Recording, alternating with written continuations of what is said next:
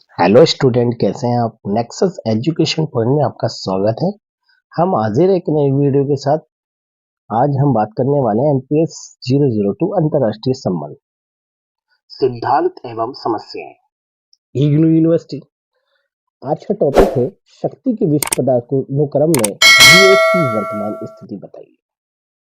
तो बच्चों, यही क्वेश्चन अगर दूसरी तरीके से अगर आता है तो अगर आ सकता है तो अमेरिकी वर्चस्व या अमेरिकी प्रभुत्व के बारे में बताइए। तो इन सबका आंसर एक ही रहेगा। चलिए शुरू करते हैं कि यूएस की वर्तमान स्थिति क्या है शक्ति के संदर्भ में। शीत युद्ध के वर्षों तक संयुक्त राज्य अमेरिका के एकमात्र महाशक्ति रह जाने के कारण विश्व जैसे एक ध्रुवीय विश्व हो गया है। जैसा कि शीत युद्ध जो था 1945 से लेकर 90 तक के बीच में लड़ा गया था, और ये शीत युद्ध दो महाशक्तियों के बीच में लड़ा गया। एक तरफ पूंजीवादी देश यानी अमेरिका यानी अमेरिकी गुट था, जबकि उसके खिलाफ दूसरा जो गुट था वो साम्यवादी देशों का यानी यूएसएसआर था। जब 1990-91 में सोवियत संघ के विघटन हो जाने के बाद अमेरिका एक महाशक्ति के रूप में स्थापित हुआ और ये शीत युद्ध अमेरिका की झोली में चला गया। साथ ही अनेक प्रवृत्तियां विश्व को बहुत ध्रुवीय बनाने की दिशा में उभर रही थी।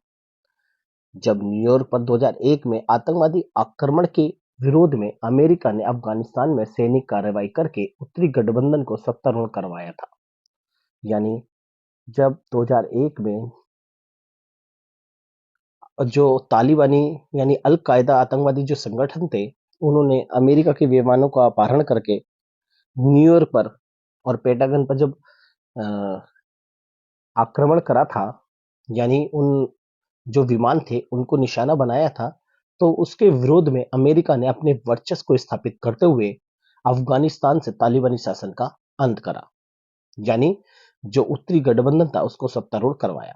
अमेरिका के राष्ट्रपति जॉर्ज बुश ने एक बार अपनी सत्ता का प्रदर्शन करते हुए 2003 में इराक के विरोध में आक्रमण किया था, जिससे अमेरिकी वर्चस्व यानी अमेरिकी प्रभुत्व की शुरुआत हुई थी।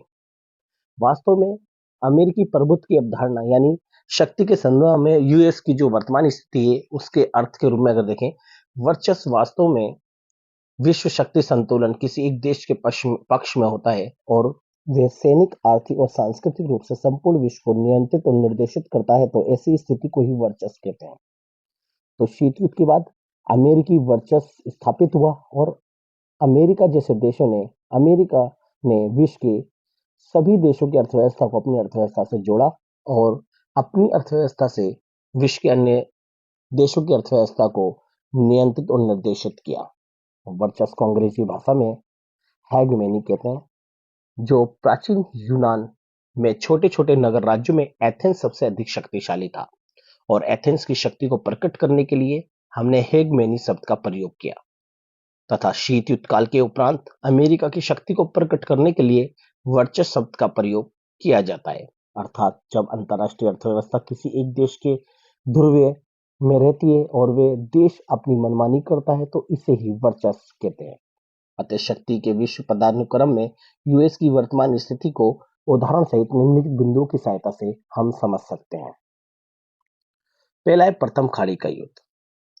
तो ये प्रथम खाड़ी का युद्ध जो था वो अमेरिका की वर्तमान स्थिति को दर्शाता है, क्योंकि प्रथम खाड़ी के युद्ध से ही अमेरिका ने पूरी दुनिया में अपने वर्चस्व को स्थापित किया और अपने आप को एक महाशक्ति के रूप में दिखाया। प्रथम खाड़ी का युद्ध। शीत युद्ध की समाप्ति के बाद 1990 में पश्चिमी एशिया में भयंकर संकट आया। अगस्त 1990 में इराक ने कुवैत पर आक्रमण कर दिया, क्योंकि इराक 1960 से ही कुवैत को अपना अंग बनाने के लिए कोशिश करता रहा था, क्योंकि इराक ये मानता था कि 1961 से ही कुवैत जो है वो हमारा अरब देश है और ये हमारा मित्र ही है और हमारे वो बाहर नहीं जाएगा। ऐसे में इराक और अमेरिका की जो दुश्मनी थी वो तेजी से बढ़ रही थी, क्योंकि इराक किसी भी हाल में कुवैत को अमेरिका के साथ और अमेरिका कुवैत को इराक के साथ नहीं जाने देना चाहता था। अमेरिका नहीं चाहता था कि कुवैत का इराक में विलय हो। कुवैत का इराक में विलय से इराक के तेल संपदा में वृद्धि और उसकी संपत्ति हो जाएगी, अमेरिका को ये लगता था। इराक ने मात्र 6 घंटों में कुवैत पर आक्रमण कर दिया, जब अमेरिका को पता लगा कि इराक ने कुवैत को कुवैत पर आक्रमण करके उसे अपने मिला लिया है, तो अमेरिका बहुत चिंतित हुआ। अमेरिका ने इराक के सामने ये बात रखी कि बिना शर्त के वो कुवैत को खाली कर दे, क्योंकि अमेरिका को पता था कि उस समय रूस अपनी घरेलू समस्या में उलझा हुआ था। अमेरिका इस बात का फायदा उठाकर अपनी सैनिक अप, अ, अमेरिका अपना फायदा उठा मतलब इस बात का फायदा उठाकर सैनिक प्रभाव को बढ़ाना चाहता था। इस कारण प्रथम खाड़ी का युद्ध हुआ। और इस प्रथम खाड़ी के युद्ध में जो ऑपरेशन चलाया था अमेरिका ने, वो चलाया था ऑपरेशन डेजर्ट स्टार। जैसे कि 1991 को अमेरिका के नेतृत्व में 34 देशों की बहुराष्ट्रीय सेनाओं ने कुवैत को बचाने के लिए इराक पर हमला किया। इसे ही ऑपरेशन डेजर्ट स्टार्म कहा गया। और इस युद्ध के अनेकों प्रभाव निकले। जैसे इस युद्ध के कारण विश्व में अमेरिकी वर्चस्व की शुरुआत हुई। इस युद्ध में इराक और कुवैत में काफी जान माल की हानि हुई।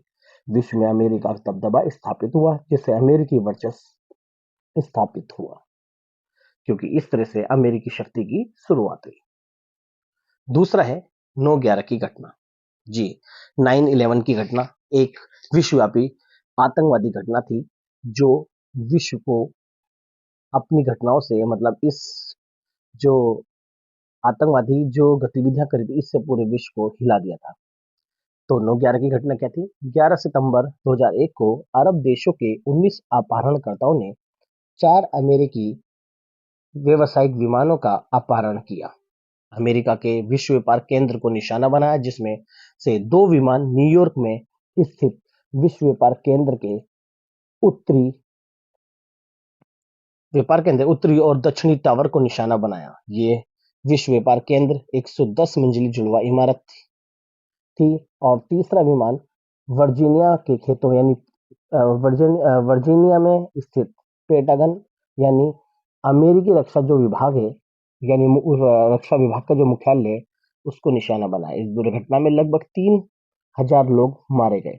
चौथा विमान पेंसिल्वेनिया के खेतों में गिरा और वो वहां पर क्रैश हो गया। अमेरिका ने इस हमले के लिए आतंकवादी संगठन अल कायदा को जिम्मेदार ठहराया ठहराया। अक्टूबर 2001 में अमेरिका की सेना ने अफगानिस्तान में अल कायदा के ठिकानों को निशाना बनाया, जिससे दिसंबर 2001 में अफगानिस्तान में तालिबानी शासन का अंत हो गया। और अमेरिका ने जो ये 9/11 की घटना में जो ऑपरेशन चलाया था, उस ऑपरेशन को ऑपरेशन इंड्यूरिंग फ्रीडम कहा गया। इससे भी अफगानिस्तान में तालिबानी शासन के अंत के साथ बहुत ही भयानक प्रभाव निकले। जैसे कि इस युद्ध के बाद मानव अधिकार की धज्जियां उड़ी। भारत, चीन और रूस आदि देशों में अधिक मात्रा में आतंकवाद को बढ़ावा मिला। अफगानिस्तान में जनता की स्वतंत्रता और अधिकारों को सीमित कर दिया गया, जिससे यहाँ पर अमेरिकी शुरुआत का दूसरा कदम था, जिससे अमेरिका ने पूरे विश्व में अपने वर्चस्व को स्थापित किया। तीसरा है शक्ति के रूप में अमेरिकी जो वर्तमान स्थिति 2003 का युद्ध था। जैसे कि 19 मार्च 2003 में अमेरिका ने इराक पर आक्रमण कर दिया और अमेरिका के राष्ट्रपति जॉर्ज बुश ने इस युद्ध का कारण इराक में लोकतंत्र की स्थापना बताया। और अमेरिकी राष्ट्रपति बुश ने कहा कि इराक में तानाशाही को खत्म करके लोकतंत्र की स्थापना करने के लिए युद्ध आवश्यक था, परंतु विश्व के अनेक राष्ट्रों ने अमेरिका की आलोचना की। और इस तरह से अमेरिका की आलोचना की, और जिसके निम्नलिखित प्रकार से समझा सकते हैं। अमेरिका की नजर इराक के तेल के कुओं पर थी, इसलिए अमेरिका ने इराक पर आक्रमण किया। दूसरा पॉइंट, अमेरिका इराक में लोकतंत्र की स्थापना नहीं बल्कि अपने शासन को स्थापित करना था। इराक अमेरिका के विरुद्ध चल रहा था, इसलिए अमेरिका ने इराक पर आक्रमण करा। और 19 मार्च 2003 के युद्ध के माध्यम से अमेरिका ने अपनी शक्ति को प्रदर्शित किया, जिससे अमेरिकी वर्चस्व की शुरुआत हुई। और इसके अंतर्गत जो ऑपरेशन चलाया था, वो ऑपरेशन था ऑपरेशन इराकी फ्रीडम। अब चौथा जो युद्ध था, ऑपरेशन इन्फानाइट रिच। इस इन्फानाइट रिच के माध्यम से भी अमेरिका ने अपने वर्चस्व को स्थापित किया। 20 जनवरी 1992 को बिल क्लिंटन अमेरिका के राष्ट्रपति निर्वाचित हुए और ये 8 वर्षों तक अपने पद पर आसीन रहे। ये राष्ट्रपति बिल क्लिंटन के समय की घटनाएं।